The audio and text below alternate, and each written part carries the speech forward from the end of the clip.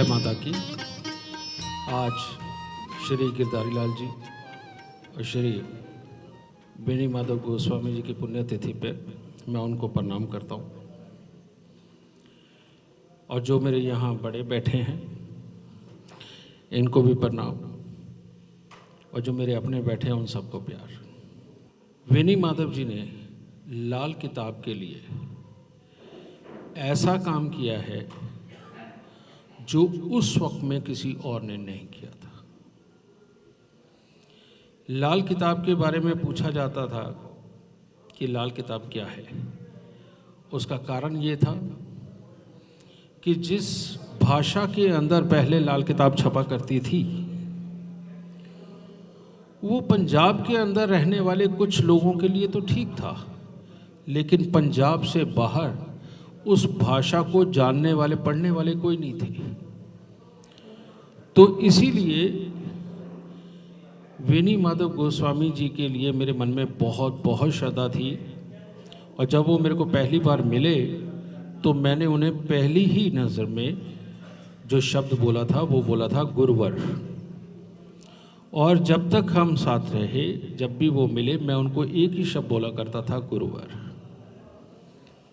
क्योंकि मैंने उनको गुरु चुना था। और ऐसे नहीं, उन्होंने लाल किताब जो बेनी माधव गोस्वामी जी के लिखे हुए हैं 1952 का, अगर आप उसको गौर से पढ़ते हैं तो आपको पता चलेगा कि कितने गहरे शब्द हैं वो जो उन्होंने लाल किताब की असली भाषा को खराब ना करते हुए एज इट इज उतारे थे, खराब ना करते हुए। जबकि बाद के राइटरों ने उन शब्दों को खराब कर दिया। ये बात बिल्कुल सत्य है। और आज भी जब मैं अपनी डीप स्टडी में होता हूँ, जब कोई बहुत ही गहरी चीज़ें मुझे खोजनी होती हैं, मैं यही बेनी माधव गोस्वामी जी की 1952 की जो इनकी ट्रांसलेशन है, मैं इसी को पढ़ के उनमें से वो चीज़ें निकालता हूँ। ये इतनी बड़ी किताब है। और ये परमात्मा की दया है, माता रानी का आशीर्वाद है, भोलेनाथ का ज्ञान है, गुरुओं की कृपा है कि जिस तरह से मुझे लाल किताब समझ आती है, आज उसका आपको छोटा सा एग्जाम्पल बताता हूँ। जब शुरुआत में हम मिले गुरुओं के साथ, रिपू भी वहीं थे, तो वहाँ मुझे कुंडली देखने का सौभाग्य मिला उनका। तो वहाँ पर उनकी कुंडली के अंदर मैंने केतु 3 को देखा। तो वहाँ से एक पता चलता है कि डेडिकेशन कितनी है। कहने का मतलब ये है कि केतु 3 की प्रेडिक्शन लिखी गई है कि यह आदमी दिल का साफ होगा, हर किसी के सुख दुख में जाकर के पहले खड़ा होगा, सब कुछ होगा, लेकिन जुबान का थोड़ा तीखा होगा। तो ये बात सत्य है। तीसरा घर ही हमारी राइटिंग का भी घर है। और उन्होंने लाल किताब लिखी और पूरी डेडिकेशन के साथ लिखी, क्योंकि केतु 3 वाले जिस चीज़ के पीछे पड़ते हैं उसे एंड तक करते हैं। वो बात अलग है कि केतु जब 3 में हो, राहु जब 9 में हो, शनि बहुत जबरदस्त फल देता है। लाल किताब के अंदर लिखा गया है कि राहु जिसका 9वें में हो और वो शनि के काम करे तो उसका बेड़ा अपरंपार होगा, यानी पार उतरेगा। अब हमारे गुरुवर ने काम तो शनि का ही किया, काली स्याही का, लेकिन हुआ क्या कि काली स्याही के साथ में चंद्रमा मिक्स हो जाता है।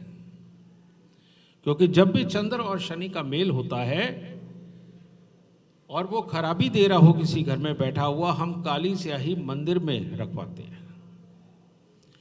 या जल प्रवाह भी करवाते हैं कई बार। वो सिचुएशन बेस्ड है, मंदिर में कोई नुकसान नहीं। तो जब शनि ने फल देना हो, लेकिन शनि के अंदर जब हम चंद्रमा की मिक्सिंग कर देते हैं तो ये धन के मामले में थोड़ा कमजोर कर देता है, बाकी सारी चीजों में अव्वल रखता है, क्योंकि उसमें शनि होता है। तो मैं ये तो नहीं कहूंगा वो धन के मामले में कमजोर थे, लेकिन जितना उनको फलना चाहिए था उस कदर तक वो नहीं फला, इसीलिए शायद उनकी मेहनत आम इंसान से 10 गुना ज़्यादा रही। ये भी बात सत्य है, उन्होंने बहुत मेहनत करी। तो लाल किताब एक एक चीज को बहुत ही गहराई से समझाती है, एक एक चीज को। और इसके अंदर ग्रहों की प्रेडिक्शन एक अलग चीज है। कौन से घर के अंदर कौन सा ग्रह बैठ के क्या देगा, ये एक बहुत अलग चीज है। या मैं यूं कहूं कि ये पढ़नी तो जरूर चाहिए, लेकिन इसकी प्रेडिक्शन नहीं करनी चाहिए। जो भी ग्रह जिस भी घर में बैठा है वो पढ़ना जरूर चाहिए, लेकिन उसकी प्रेडिक्शन नहीं करनी चाहिए। कारण ये है कि प्रेडिक्शन बनाते हैं योग, और बिना योगों के जो भी इंसान सिर्फ भावफल पढ़ करके प्रेडिक्शन करता है वो बिल्कुल ज्योतिषी नहीं है, वो बिल्कुल ज्योतिषी नहीं है। अगर हम 12वें घर के उच्च के शुक्र की ही बात करें और उसकी खूबियां गिनवाने लगे तो ये तो बहुत बड़ा पाप हो जाएगा। 12वें घर के शुक्र के ऐसे भी लोग हैं जिनकी उम्र 45 साल की हो गई, जिन्होंने एक बार भी विपरीत लिंगी का सुख नहीं चखा, तो वो कैसे शुक्र 12 हो सकता है? शुक्र 12 का इंसान हंसमुख, खेलता खाता, विपरीत लिंगी का सुख, पैसे का सुख भोगता हुआ, ये कहा गया है। लेकिन शुक्र 12 के आपको ज़्यादातर बहुत सारे केसेस ऐसे नजर आएंगे कि वो बीमारी होते हैं, उनको कोई ना कोई बीमारी लगी ही रहती है। तो कैसे शुक्र 12 की इतनी प्यारी प्रेडिक्शन हो सकती है? नहीं हो सकती। शुक्र 12वें घर में हो और दूसरे और 7वें घर के अंदर कोई ग्रह ना हो, लाल किताब के अंदर एक ही लाइन आती है कि शरीर मिट्टी होगा। वेनी माधव जी ने लिखी है कि शरीर मिट्टी होगा। और शरीर मिट्टी होने का मतलब क्या है? यानी कि शरीर के अंदर कुछ नहीं होगा, तरह तरह की बीमारियां होंगी। ये किसी सुख को भोगने के लिए और ज्यादा बड़े काम करने के लिए बना ही नहीं है। इसे बोलते हैं शुक्र का मिट्टी होना। ठीक है, हम मंगल को किसी भी अच्छी जगह बैठे हुए देख के खुश हो सकते हैं अगर हम सिर्फ भावफल के ऊपर बात करते हैं।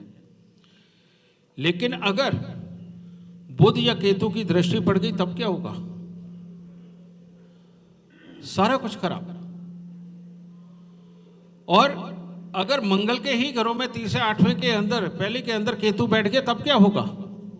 नई प्रेडिक्शन की जा सकती और बिल्कुल गलत निकलेगी। और इसी पर अगर हम चर्चा करें, शनि 10वें घर के अंदर हो, यह कहीं नहीं लिखा हुआ, लाल किताब में भी नहीं लिखा हुआ अभी, अगर योग पढ़े तो। लेकिन जब आप शुरुआत के अंदर अरमान फरमान सब पढ़ते हैं, उसमें ध्यान में पढ़ने के बाद ये बात समझ आती है। शनि 10वें घर में बैठा दीजिए, 8वें घर के अंदर सूर्य बैठा दीजिए, 12वें घर के अंदर सूर्य बैठा दीजिए, उस शनि का सत्यानाश हो जाता है। कहाँ रहता है वो उस ताकत का मालिक जिसके अंदर कहा जाता है कि शनि यहाँ कोरा कागज अपने मेहनत से जो मर्जी लिख लो? लिख ही नहीं सकता इंसान ये चीज। तो लाल किताब की सबसे बड़ी विडंबना एक ही रही है कि लाल किताब बहुत सही, बहुत सटीक और बहुत ही उम्दा जानकारी के साथ है, बहुत बड़ा विज्ञान है ये। लेकिन उनको सही शब्द, आम भाषा वाले सही शब्द नहीं मिले, ज्ञानियों वाले सही शब्द मिले। जो कि एक बहुत बड़ा ज्ञानी है, जो गहराई से सोच रखता है, भाषा के ऊपर पकड़ रखता है, वो उसको बहुत अच्छा समझ सकता है। लेकिन एक आम इंसान या एक आम बहुत ज़्यादा पढ़ा लिखा इंसान अगर उसी लाल किताब को पढ़ने लगेगा तो बेटा पूरा नहीं कभी सीख पाएगा। और यही प्रेरणा श्री रूपचंद जोशी जी की दी हुई, हमारे गुरु मेरे गुरु गिरधारी लाल जी फरवाला से उनकी दी हुई, और श्री वीर माधव गोस्वामी जी की दी हुई ये जो शिक्षा, उसका मैं और विस्तार करते हुए आज लाल किताब की प्रेडिक्शन के 6,500 प्लस पन्ने मैं लिख चुका हूं। और मैं चाहता तो अभी तक 10 किताबें प्रकाशित करके पैसे भी कमा लेता, क्योंकि पूरी दुनिया वेट कर रही है उस किताब की। लेकिन अब खुशी की बात यह है कि माता रानी ने चाहा इस मार्च अप्रैल मई तक मैं वो लाल किताब का अतुलनीय ग्रंथ दुनिया के सामने देने जा रहा हूं, जिसके कम से कम 7,000 प्लस पन्ने होंगे, और तब पूरी दुनिया को समझ आएगी कि लाल किताब क्या है, तब समझ। और ये बात पक्की है, ये किताब दुनिया के आने के बाद, ये ग्रंथ दुनिया के अंदर आने के बाद सारी दुनिया इसके आगे नतमस्तक होने के लिए मजबूर हो जाएगी, क्योंकि जो उनके घर में चल रहा है वो उस ग्रंथ के अंदर आम लिखा हुआ मिल जाएगा, उनकी कुंडली के योगों के हिसाब से आम मिल जाएगा। लाल किताब ने एक और बहुत बड़ी बात समझाई हमें कि इस धरती के ऊपर जो भी पैदा हुआ है उसकी एक कुंडली है, उसकी एक जन्म कुंडली है, और जिसकी जो जन्म कुंडली है वो उसके बाहर नहीं निकल सकता। उसके दुखों को कम करना, उसके दुखों को समाप्त करना सिर्फ लाल किताब के उपाय ही ये कर पाते हैं, ये जो मैं प्रैक्टिकल रोज करता हूं। इसके अलावा अपने आप आदमी अपनी सोच से, अपनी वर्किंग को अपने करके दुखों से दूर हो जाए, ये पॉसिबल नहीं है। और यही कारण है कि लाल किताब ने जब मुझे एक प्रेरणा दी तो मैंने उसके अनुसार एक कार्य किया, जो कि आज